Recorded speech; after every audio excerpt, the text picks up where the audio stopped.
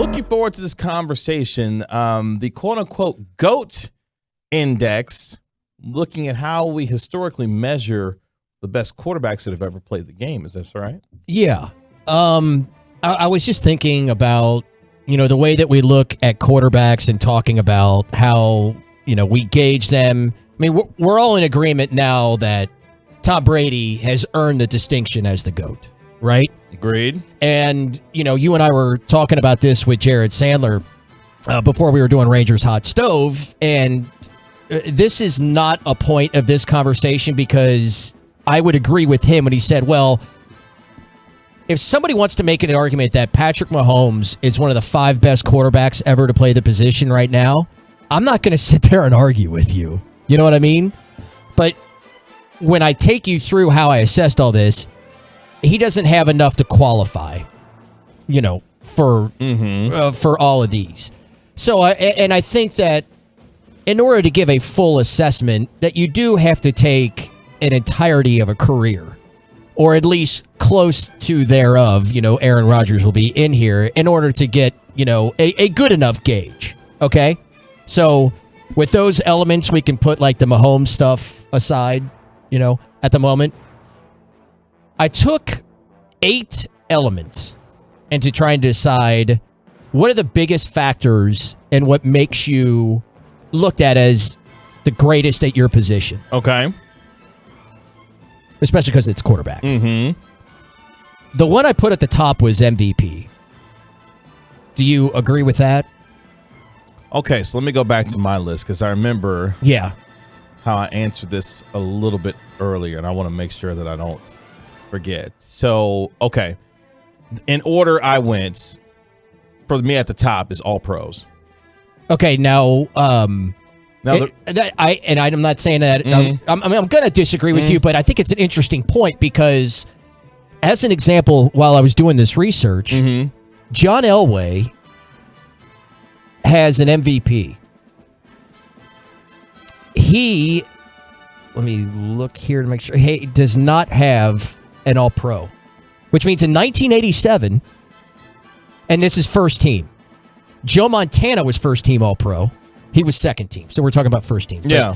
But, if you look at, like, just from Football Reference, sure. If they, at the bottom, like when you look at their page and they say, like, all pros, right, they don't put you in there if you were a second team. It's got to be first team. Okay. And he was second team, but he won the MVP. Wow. Okay. Isn't that wild? Okay. So, which I think lends to your point a little bit, and I think it's a tight race right there. And I know a lot of people will be like, well, no, it's a number of championships. Yeah. I have number of championships third here. Because, again, and this goes off a little bit of the conversation that we were talking about a few minutes ago, that, championships mostly on the quarterback, but it's very much a team, I think, statistic. So I have MVPs, All-Pros, Super Bowls / championships as my top 3. Same. I just have them in different order. I have All-Pros, MVP, Super Bowls is my 3 in order there. From there, the 4th most important to me was Super Bowl MVPs. Okay, we agree there. Same. Then I have conference championship wins. So essentially like Super Bowl appearances. Now, this gets a little bit tricky because when you're bringing in some of the older folk, like the Otto Grahams of the world or, Y.A. Tittle, Johnny Unitas, there weren't, there was a playoff round, like a divisional round, and then there was a championship, right? So that does exclude, but yards, touchdowns, then wins, and my order of importance on those top 8. Okay, so I have all pros, MVPs, Super Bowls, Super Bowl MVPs. Those are my top 4. I have wins as 5th, conference titles as 6th, yards and touchdowns. That would be my order there. The reason why I have wins at the bottom is because I hate it when we look at quarterbacks that have, that like losses, right? Dak Prescott has a number of games in which he threw for over 400 yards, and the Cowboys lost the game. Mm-hmm. Well, okay. Is Dak the reason why you lost the game? No, right? It was clearly your defense and not being able to stop the other team, right? So that's why I put it there in level of importance. Plus, when you look at an entirety of somebody's career, how effective were they? How many yards did they throw for? How many touchdowns? Now, they're closer to the bottom, but that's why I have them above wins. But anyway, with that, so those were the ones that I put as far as level of importance. And 877-881-1053, truckwreck.com text line. If you're thinking I'm missing something in there because there weren't interceptions, completion percentage, stuff like that, let me know what you think about it. Because, again, I'm just workshopping this. So how I assessed points here. Let's take if you won the MVP. I made it a 10-point thing. 10 points for winning the MVP. Okay. If you won multiple MVPs, like 2, you'd have 20, but I also added 2 because you have 2 of those. Okay. Does that make sense? So all right. It's actually 22. Got it. Okay. If you won 3 MVPs, you get 3. Right. And so it'd be 33. Okay. Okay. So it was a 10-point metric. With all pro selections, I did it with a factor of 7, doing it in the same ways. Super Bowls / championships was 6, Super Bowl MVPs 5, conference championships 4. When it came down to yards, I would take your total amount of yards and then divide it by 1,000. So, if you had 88,000 yards, 88 would be your number. All right. I did the same thing when it came to wins and touchdowns, except I would just divide by 10. Like Aaron Rodgers has 559 total touchdowns, so his number is 56. All right. Okay? So that makes... Are you following me here now? Yep, I got you. Okay. So now let's put this theory to test. Okay. And to see how everybody came out. And here are the quarterbacks that were in the top that qualified for all this. And if I missed anybody again, any omission, please, let me know. You got Tom Brady, Aaron Rodgers, Peyton Manning, Joe Montana, Brett Favre, Dan Marino, John Elway, Drew Brees, Johnny Unitas, Kurt Warner, Troy Aikman, Steve Young, and I wrote down Roethlisberger, but I didn't compute because he's missing in a couple of areas that I didn't think he was going to get up there enough. Okay. Are there any quarterbacks that were omissions that you can think of? I know it's, just top of your mind, so that could be difficult to do, but I think you're good on there. I think that's probably the consensus for most in terms of who the best quarterbacks of all time are. Without going super deep, I think those are the ones that, off the top of their head, I think you'd be okay there. Okay. So, as we'd all expect, Tom Brady in this equation, algorithm, whatever have you, came out number 1 by a substantial margin. Sure. Number 2 was Peyton Manning. Okay. Number 3, Johnny Unitas. Oh, wow. Okay. Number 4 is Aaron Rodgers.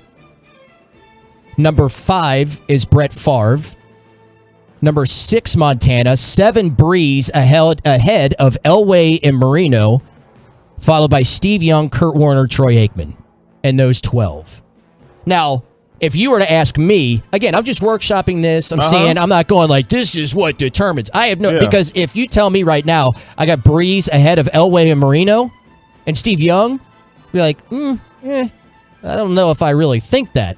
But you also have to think of the fact that, in those days, Marino was the only one putting up the numbers that quarterbacks now put up. And he doesn't have any of the Super Bowls, which Elway, Montana do. So that kind of balance is out there. But the real surprise to me was how much Johnny Unitas. Yeah, him coming in third based on your formula and metric there, I found a little bit surprising because I thought Joe Montana would have been well within the top 3 when it came to the way that you had put this together. And to see Unitas here is very interesting. Will has to be drinking the good bourbon to come up with this complex formula. Let me tell you something. Like you all, I've been at home for 3 days. Yep. A lot of time on the hands. I try to get as much work as I could do from home done. And then finally my brain is just let's see if I can, work this. So the total of points, it was 438 points for Tom Brady. Peyton Manning, who I mentioned was at number 2, had 336. So Tom had over 100 more. 3 here is Johnny Unitas with 234. And here, taking you back to, okay, so what did Unitas do? Well, Unitas, he had 5-team All-Pro, which got him to 49 points. Not going to go through the whole equation again. Unitas had 311 touchdowns, had 3 MVPs, 4 championships, also had 124 wins. So you think about that, let's just look at, say, Troy Aikman, 194 touchdowns. The 311, that's right around Steve Young. Mm-hmm. That's more than Kurt Warner, but we know Kurt Warner came into the league, a little bit later. But it's a lot of, the 4 championships, as well as, some of the wins in there. So anyway, it was a bit of a surprise when I looked at it, and I'm not saying that this is proving anything. It's a very interesting way of putting it together because it teaches you what do you value most when it comes to evaluating a player's career relative to not only his talent, but how he accomplished what he did on the field and what you value as the most important in that conversation. And, some of the things that I mentioned, John Elway is one of the best quarterbacks of all time, no question. Has 0 All-Pro teams. First team. 0. Yeah, that's wild to me. That is crazy to me. John was never a first-team All-Pro player. Peyton Manning has 7 of them. Yeah. Aaron Rodgers has 4. Mm-hmm. Even that discrepancy is pretty big. Tom Brady only has 3. Yeah. Tom Brady is the GOAT. He's got 4 less first-team All-Pros than Peyton Manning. So I felt when I looked at the list, I'm like, I think that's a pretty fair, the draw and what it came to be. Like I said, I don't know if I would necessarily agree totally with it, but I think, okay, it didn't totally eliminate all the older guys, like having Johnny Unitas 3rd. And also, it didn't have... I think where it definitely has skewed when you look at the 3 of the top 4 are ones that have been in the league the last 25 years, in which the passing game has elevated a great bit. But again, like I said, having Johnny Unitas in there at 3 kind of equals a lot of this stuff out.